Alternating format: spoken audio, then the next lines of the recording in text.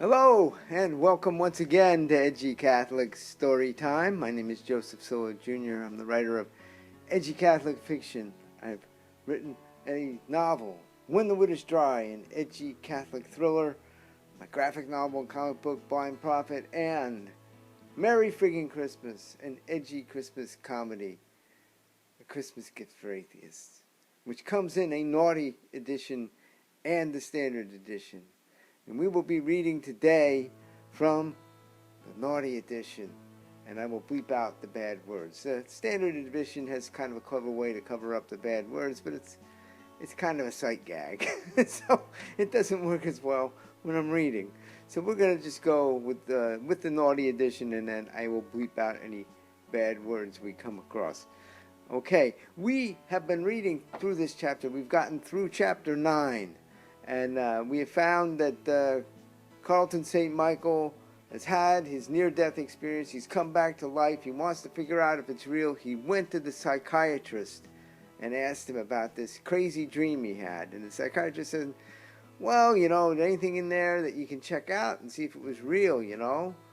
And in that dream, he had met G.K. Chesterton. So he's going to look up a quote from G.K. Chesterton and see if he actually said it. Now, I like to give you a few behind-the-scenes notes here. So, I originally wrote this as a screenplay back in 2012. And back in 2012, only about half the people walking around with cell phones had the access to the internet on the cell phone. It was a relatively new thing. So, when I was revising this into a novel, the technology changed enough so that now just about everybody had it on their phone. So my editor's like, why is he going to the library to look this up? He could just look it up on his phone. So I had to cover for that a little bit. So you'll see that he talks about it. So the idea here is that Carlton is trying to be a little bit frugal with his money. He doesn't want to run out of his money that his father gave him his inheritance early. So he's going to try to be frugal, and he's not spending his money on a data plan back when data plans were pretty expensive and it was kind of a new thing. Okay? So the real reason is, I wanted the scene with the library. You know, he's a New Yorker. This is an iconic scene with the iconic library, you know, with the lions in the New York Public Library. So I didn't want to sacrifice this scene because technology had changed. So we're gonna, you know, we said it back in 2012, and we explain it because most people might be thinking to themselves, why doesn't he just look it up on his phone? Okay. So anyway, we'll get started. So this is chapter 10. It's called Finding the Fat Boy. And the Fat Boy is G.K. Chesterton. Okay. So, chapter 10, Finding the Fat Boy. Okay, so the shrink said to check out Chesterton that my own noodle came up with that lame joke. Off to the New York Public Library. Check the fat out. If he never said that stupid line, maybe I could put this trouble behind me. Just a short walk over to Fifth Avenue, a few streets over toward 42nd Street.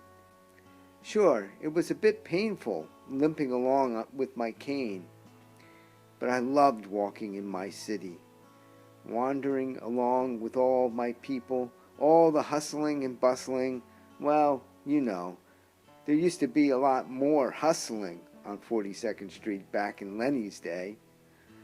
I'd say it used to be the hedonistic center of the universe, just the place to forget about a guy like Chesterton and that stupid dream. The sex shops, the hookers, the live nude shows, but always also the library. Yeah, the great lion statues of the library proudly gazed out across Fifth Avenue, guarding the portal of knowledge against the encroaching prostitutes wandering by from the corner at 42nd Street. Ah, the good old days, before New York started electing Republicans as mayor and the Disneyfication of Times Square. Now it's all clean theaters and legitimate commerce. No more peep shows and live sex acts. No more Playland. But through it all, the New York Public Library remained and still stood, now keeping watch against the cartoon mice and goofy dogs. And I had a library card.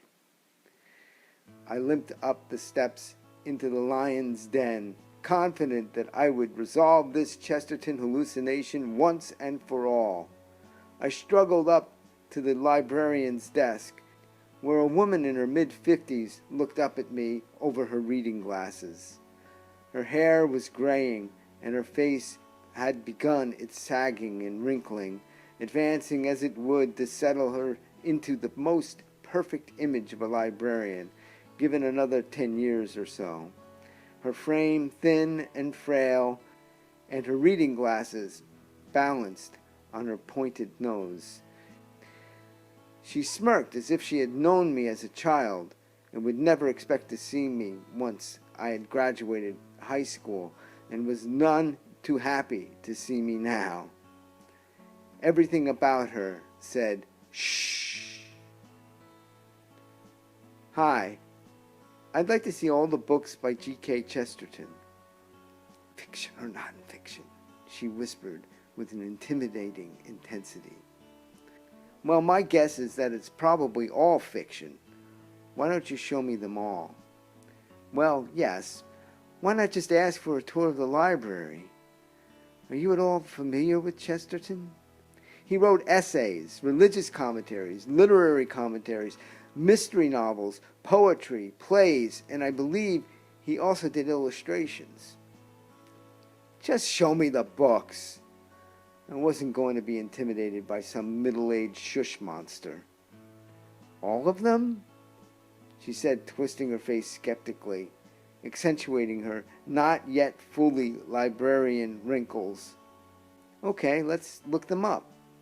The librarian typed something into the computer and rolled her eyes, then shook her head, smirking. "Looks like the author search of the library holdings for Chesterton, G.K., returns 297 references as author and 10 as illustrator. You'll need to complete a call slip for each one you would like to see." Holy sh! My volume was too loud for a library, but not quite a shout. Prolific little bastard, wasn't he? Shh. Well, prolific, but not so little. Yeah, well, he's not so little, is he? No, he wasn't. You talk like you know him personally. Me? Oh, no. He's dead, you know. We had that in common for a while. What? You were dead? Shh. I delighted in shushing the not-so-old bat. Yes, I died and met him in heaven. Now let's see those titles. I'm particularly interested in the ones on religion. The librarian rolled her eyes. Sure, she thought I was a nut. But I was close to getting what I needed from her, so I didn't much care. Well, Chesterton poses a little bit of a problem there. We really don't have a way to limit the search by subject once it is limited by author. Typically that's not a problem, but with Chesterton, well, he wrote so many different kinds of things. The library punched a few keys on the computer and several pages printed off. She handed me the printed pages. There you go. Most of the holdings discussing religion are here in room 315. I think you'll be most interested in the ones with call numbers NCZ. Holy shit! There must be 100 of them. Shh! Oh yes, there it was. The full librarian, finger to the lips, glaring and shushing. Yeah, you met him in heaven, she added sarcastically. I looked over the books. It would take a lifetime to look through them all. Jesus Christ. I'm looking for a single quote. Do you have a book of quotes or something? I asked in an intense whisper, hoping to avoid another shushing. The librarian tilted her head and smirked again. Or maybe she just always looked like she was smirking. Ah, well, if you're looking for a quote, why don't you search the web? Holy the internet! Why didn't I think of that? Maybe they don't have the internet in heaven. Smirk, smirk. Yeah, lady, why don't you go read a book? But really, I must have hit my noodle hard in the accident not to realize I could use the freaking internet. I didn't have the internet on my phone like some people did these days, but I could easily have checked from my computer at home. I glared at her. She chuckled to herself in a most unlibrarianly way and pointed over to a row of desks with computers on them. You may access the internet from the computers over there, but you'd better be careful. Be careful? Why is that? If you start reading Chesterton, you're liable to end up a Catholic. Don't worry, I'll stay away from his works in the mysteries section. Oh, Chesterton wrote lots of mysteries. Yeah, I bet he did. I rolled my eyes. Mysteries. I sat behind one of the computers and Googled, "Love our neighbors and love our enemies." And sure enough, there was his fat face, unkempt hair, bushy mustache, like a rat on his upper lip, and those awful crooked teeth. Holy shit! I exclaimed, much too loud for the library. Okay, so that's our scene at the New York Public Library, Chapter 10, Finding the Fat Boy, Merry Friggin Christmas. So that's going to be it today for story time, Edgy Catholic Storytime. And again, my name is Joseph Cillo Jr. I've written my novel, Winter Was Dry, an edgy Catholic thriller, my graphic novel and comic book series, Blind Prophet, and Merry Friggin Christmas, Edgy Christmas Comedy. Comes in the Naughty Edition and the Standard Edition. It's a Christmas gift for atheists. Okay, so we will join you next time on Edgy Catholic Storytime when we're going to go right into Chapter 11. And what do you think it'll be?